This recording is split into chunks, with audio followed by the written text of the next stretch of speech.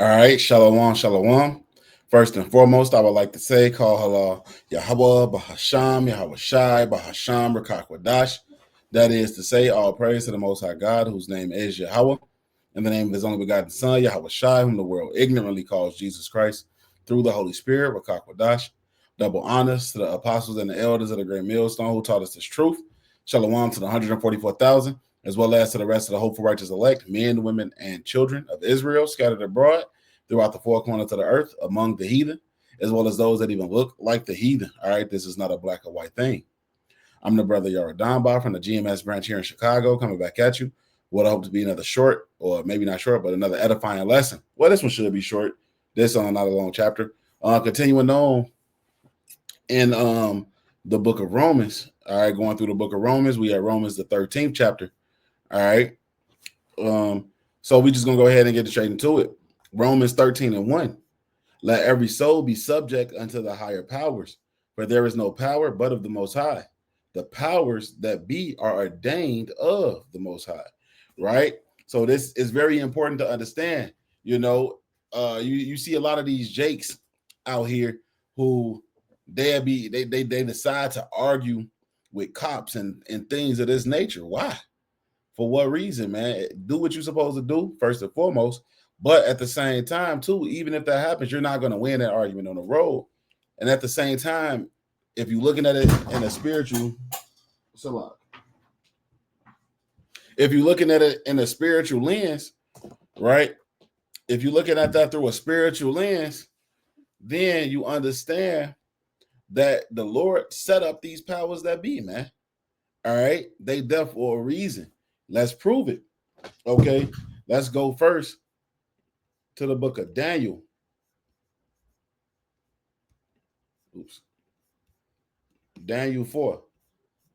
This is the book of Daniel, chapter 4, and verse 17. It says, this matter is by the decree of the watchers and the demand by the word of the holy ones, to the intent that the living may know that the Most High ruleth in the kingdom of men, and giveth it to whomsoever he will, and setteth up over it the basest of men, right? And this basest of men is who? Esau, Edom. All right, how do we know? He is the wicked, right? Job 9:24. The earth is given into the hands of the wicked. He covered the faces of the judges thereof. If not, where and who is he?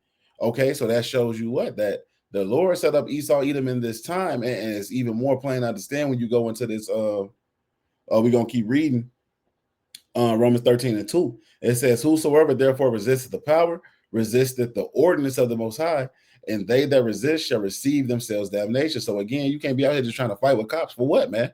Agree with thy adversary quickly. Let's see. Is that in this chapter? Let me see. No, the Lord said that. That's in Matthew. Let's do this first. That's in Matthew. I wanted to look into this word for ordinance real quick. Ordinance.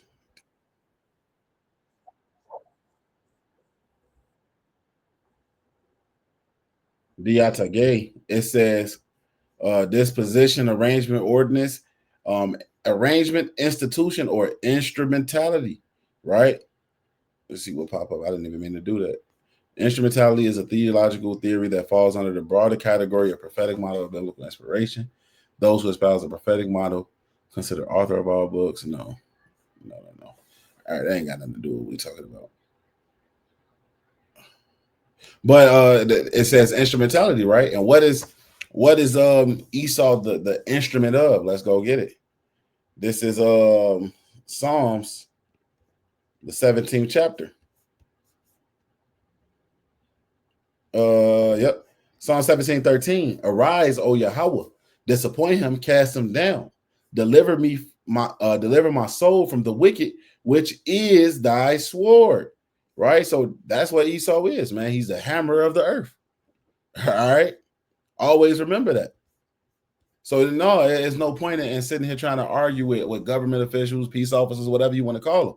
There's no point in it. All right. Verse Romans 13:3. For rulers are not a terror to good works, but to the evil, without then not be afraid of the power? Do that which is good, and thou shalt have praise of the same. Right? So again, do what you're supposed to do. Make sure you're not. Now, I'm not saying that Esau don't be out here messing with Jake when they're not doing nothing. That's not what I'm saying. But even I myself have been in situations where police come messing with you for no reason, and you keep it peaceable, and they typically just leave you alone. Typically, now you do say typically, man, we'll just leave it there. All right, and I do want to get this precept that I was thinking about earlier. This is the book of Matthew, chapter 5, I think. Oh yeah, 5:25. Matthew 5, and it's red letter, so it's our Lord Yahweh Shai speaking. All right, we're just gonna get straight to the point. Matthew 5:25. Agree with thine adversary quickly, while thou art in the way with him, lest at any time the adversary deliver thee unto the judge, and the judge deliver thee to the officer, and thou be cast into prison. Agree with thine adversary quickly. You know, we've seen even videos where various Israelite camps and Israelite leaders get into it with the police, and they want to argue and disagree. Been situations where the police just told, hey man, just move somewhere else. We don't gotta move. It's our First Amendment right. For what? Now you in jail for nothing. You know, that is stupid at the end of the day. At the end of the day, it's just stupid. All right. There was another one I had here. Why did I put this in? Let's see. Proverbs 7:01. Let's see. Yeah, Proverbs 16:7. When a man's ways please the Lord Yahweh, he maketh even his enemies to be at peace with him. Right? So there you go too. When you're doing what's pleasing to Yahweh B'Shem Yahweh Shai, more times than not, hey, they gonna give you a slap on the wrist, let you go, keep it pushing, man. There's no point in sitting here arguing with them, fussing with them, fighting with them, man. And even if you do, like, let's say you're getting pulled over for speeding or whatever it may be, do you think you got that better chance to win that battle on the sidewalk, on the street, or in the court system? Even though their court system is corrupt too, but you definitely not finna win it on the sidewalk. All you finna do is go to jail. For what? You know? But continuing on, Romans 13:4. For he is the minister of the Most High to thee for good, but if thou do that which is evil, be afraid, for he beareth not the sword in vain. That's Esau's blessing, man. The sword. By the sword thou shalt live. All right? For he is the minister of good of the Most High, a revenger to execute wrath upon him that doeth evil. And that's why you see so many situations where these jakes get caught in bad situations with the police, man. One, because they want to argue, and two, that they was on wickedness anyway, man. All right? That's very important to understand and realize. All right, continuing on, Romans 13:5. Wherefore you must needs be subject, not only for wrath, but also for conscience sake. For this cause pay ye tribute also, for they are the Most High's ministers, attending continually upon this very thing. Right? And what is that saying? Well, let's read a little bit more. Verse 7: render therefore to all their dues, tribute to whom tribute is due, custom to whom custom, fear to whom fear, honor to whom honor. So again, pay your taxes, right? And this is how you know all of these various camps who got this 501c3 is going off. All right. And again, the Lord backed this up. Did I spell it wrong?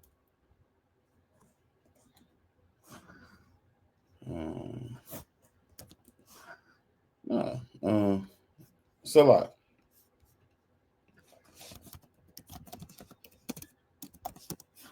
See. Could have typed whose inscription.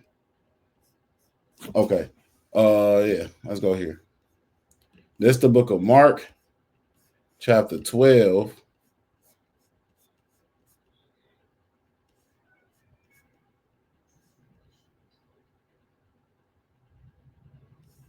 Yeah, read Mark 12, we'll start here, 13. And they said unto him certain of the Pharisees and of the Herodians to catch him in his words. And when they were come, they say unto him, Master, we know that thou art true and carest for no man, for thou regardest not the person of men, but teacheth the way of the Most High in truth. Is it lawful to give tribute to Caesar or not? Shall we give or shall we not give? But he, knowing their hypocrisy, said unto them, Why tempt ye me? Bring me a penny that I may see it. And they brought it, and he said unto them, Whose is this image and superscription? And they said unto him, Caesar's. And Yahushua answering said unto them, Render to Caesar the things that are Caesar's, and unto the Most High the things that are Most High, the Most High's. And they marveled at him, right? And that's what that's going into, man. This was a tax. Pay your taxes, man. That 501c3 is going off at the end of the day. All right. Continuing on in verse, what's that right here? Romans 13, let me see. Romans 13 and 8.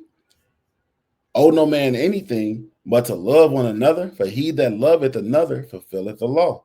For this, thou shalt not commit adultery, thou shalt not kill, thou shalt not steal, thou shalt not bear false witness, thou shalt not covet. And if there be any other commandment, it is briefly comprehended in this saying, namely, thou shalt love thy neighbor as thyself. For love worketh no ill to his neighbor. Therefore, love is the fulfilling of the law, right? So a love is essentially applying what the law says to do in your day-to-day life, man. That's what this is going into. This is how you know that the law, statutes, and commandments are not done away with, man. Even in that saying of love thy neighbor as thyself, and love Yahweh your power with all thy heart, mind, and soul, right? And love thy neighbor as thyself. That shows you what? That the law is not done away with, because as this just said, if you love your neighbor, you won't steal from him, you won't kill from him, you won't commit adultery with his wife, you won't kill him, or anything along those lines, man. You won't suffer sin upon him. You won't allow him to just go off freely if you love your neighbor, man. Right? So that's that. Okay. Romans 13 and 11 now.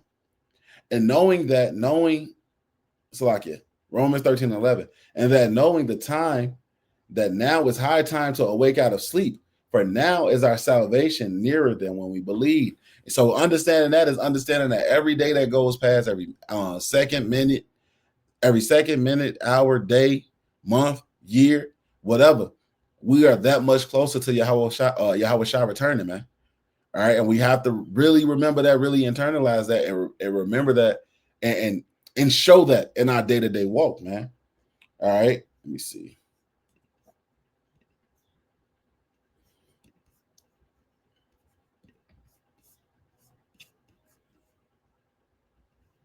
And this is what's coming in that time, man. Even no matter how hard these times get, that's why I put this up. No matter how hard these times get, because it's gonna get more difficult too, right? Because that's a part of this is our part of our salvation, man. Times are gonna get tough. That JT is gonna pick up. The devil is gonna come down with great wrath. All of these things have to happen. And this is why we have to be built up in the spirit. But this is a part of it too. Isaiah 59:19. So shall they fear the name of the Lord Yahweh from the west, and his glory from the rising of the sun.